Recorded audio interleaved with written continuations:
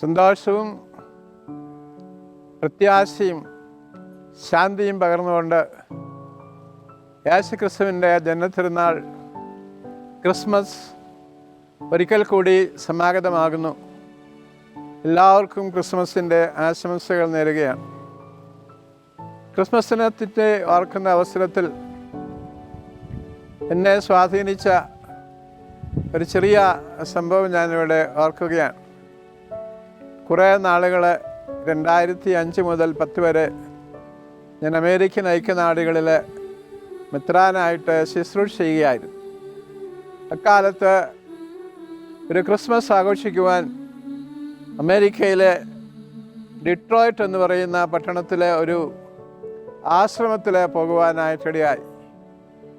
അവിടെ മനോഹരമായി ക്രിസ്മസ് വിളക്കുകളും പുൽക്കൂടുകളും ദീപാലങ്കാരമുള്ള മനോഹരമായ ഒരു ആശ്രമം.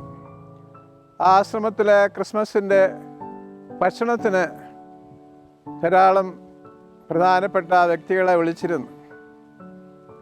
അവിടെ ക്രിസ്മസിനുള്ള ഭക്ഷണം വിളമ്പിക്കൊടുത്തതും കേക്ക് മുറിച്ചതുമെല്ലാം ഒരു മേശയുടെ പുറത്ത് പുല്ലുകൾ വിതറി അതിൻ്റെ മുകളിലായിരുന്നു. വിരികളൊന്നുമില്ലാതെ പുല്ലുകൾ വിതറിയ ഒരു മേശയുടെ മുകളിൽ വെച്ച് കേക്ക് മുറിക്കുകയും പിന്നീട് ഭക്ഷണം അവിടെ വിളമ്പിത്തരികയും ചെയ്തു. ജീവിതത്തിലെ ആദ്യമായ ഒരു അനുഭവമായിരുന്നു. അങ്ങനെ അതിഥികൾക്കൊക്കെ മേശയൊക്കെ നന്നായിട്ട് ഒരുക്കിയാണ് നമ്മൾ ഭക്ഷണം കൊടുക്കാറുള്ളത്. ആശ്രമത്തിലെ ആബട്ട് വന്നിട്ട് ഒരു ചെറിയ പുല്ലിൻ്റെ കഷ്ണമെടുത്ത് അത് കത്തിച്ച് എല്ലാവരോടും പറഞ്ഞു, നമ്മളായി ഭക്ഷണം കഴിക്കുമ്പോഴും ആഹ്ലാദിക്കുന്ന അവസരത്തിലുമൊക്കെ യേശുക്രിസ്തു ജനിച്ച പുൽക്കൂടിലെ ഈ പുല്ല് നമ്മളെ ഓർപ്പിക്കുന്നതായ ഒരു കാര്യമുണ്ട്. നമ്മുടെ എല്ലാം ജീവിതം നശ്വരമായ ജീവിതമാണ്, താൽക്കാലികമായ ജീവിതമാണ്. യേശുക്രിസ്തു ലോകത്തിലേക്ക് കടന്ന് വന്നത് ഈ ലോകത്തിൻ്റെ നശ്വരത നമ്മെ ഓർപ്പിക്കുമ്പോഴും അനശ്വരമായ നിത്യജീവൻ നമുക്കുണ്ട് എന്നുള്ളതാണ്. പ്രത്യാശയിൽ ജീവിക്കുവാൻ യേശുക്രിസ്തുവിൻ്റെ ജന്മത്തിരുന്നാൾ ക്രിസ്മസ് നമ്മെ ഓർപ്പിക്കുന്നുവെന്ന് ആബട്ട് പറഞ്ഞതായ കാര്യം ഞാൻ ഓർക്കുകയാണ്.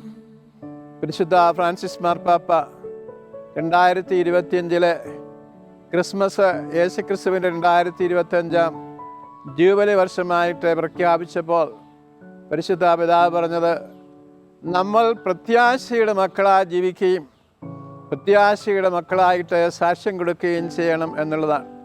നമ്മൾ ഈ ലോകത്തിലെ സമ്പത്ത്, ആഡംബരം, അധികാരം, പണം അല്ലെങ്കിൽ ലോകം നൽകുന്നതായ മറ്റ് ഇമ്പങ്ങളെല്ലാം ഈ പുല്ലുകൾ പോലെ നശ്വരമാകുമ്പോഴും മനുഷ്യന് അനശ്വരമായ സ്വർഗരാജ്യമുണ്ട് എന്നും ആ സ്വർഗരാജ്യത്തിൻ്റെ മക്കളാണ് നമ്മൾ എന്നും നമ്മെ സ്വർഗത്തിലേക്ക് കൊണ്ടുപോകുവാനായിട്ടാണ് ദൈവത്തിൻ്റെ കുമാരനായ കർത്താവായ യേശുക്രിസ്തു പുൽക്കൂട്ടിൽ ജനിച്ച് ഈ ലോകത്തെ ജീവിച്ച് മരിച്ച് അടക്കപ്പെട്ട് ഉത്ഥാനം ചെയ്ത് സ്വർഗത്തിലേക്ക് കയറിപ്പോയ രക്ഷാകരമായ സംഭവം നമ്മെ അനുസ്മരിക്കുന്നു. നമ്മുടെ നശ്വരമായ ഈ ലോക ജീവിതത്തിൽ നിന്ന് വലിയ പ്രത്യാശയോടുകൂടി നമുക്ക് മുന്നോട്ട് പോകുവാൻ ക്രിസ്മസ് ആഹ്വാനം നൽകുന്നുവെന്ന് ആബട്ട് പറഞ്ഞ കാര്യം ഞാനിവിടെ അനുസ്മരിക്കുകയാണ്. നമുക്ക് സ്നേഹത്തിലും സമാധാനത്തിലും സന്തോഷത്തിലും സൗഹൃദത്തിലും പ്രത്യാശയിലും മുന്നോട്ട് പോകുവാൻ ക്രിസ്മസ് ഇടയാകട്ടെ എന്ന് ആശംസിക്കുകയും പ്രാർത്ഥിക്കുകയും ചെയ്യുന്നു. എല്ലാവർക്കും ക്രിസ്മസിൻ്റെ ആശംസകളെ നേരുന്നു.